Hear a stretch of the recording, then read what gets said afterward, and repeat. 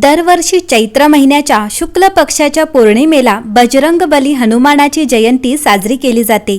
या दिवशी भगवान राम आणि हनुमानजींची पूजा केल्याने जीवनातील सर्व संकटांपासून मुक्तता मिळते। हनुमानजींचा जन्म चैत्र महिन्याच्या पौर्णिमेच्या दिवशी आई अंजनी आणि राजा केसरी यांच्या पोटी झाला होता। हिंदू दिनदर्शिकेनुसार हनुमान जयंती म्हणजे चैत्र महिन्यातील पौर्णिमेची तारीख ही 12 एप्रिल रोजी पहाटे 3:21 सुरू होईल।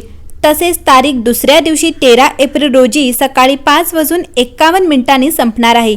उदय तिथी पाहता 12 एप्रिल रोजी हनुमान जयंती साजरी केली जाईल। हनुमान जयंतीच्या दिवशी हनुमानजींसोबत भगवान राम आणि माता सीतेची पूजा केली जाते। या दिवशी सकाळी उठून अंघोळ करा आणि लाल कपडे घाला। त्यानंतर हनुमानजींना प्रसाद म्हणून सिंदूर, लाल फुले, तुळशीची पाने, चोळा आणि बुंदीचे लाडू अर्पण करा।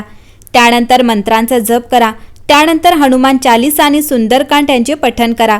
शेवटी आरती करावी आणि सर्वांना प्रसाद वाटावा। मंडळी, हिंदू धर्मात हनुमानजींना 7 चिरंजीवींपैकी एक मानले जाते। तो अजूनही पृथ्वीवर आहे।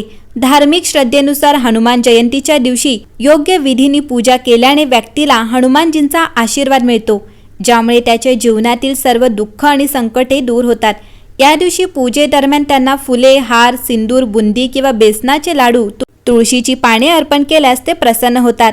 हनुमान जयंतीच्या दिवशी व्रत केल्यामुळे तुम्हाला हनुमानजींची कृपा प्राप्त होते आणि तुमच्या आयुष्यामध्ये सुख, शांती आणि समृद्धी नांदते।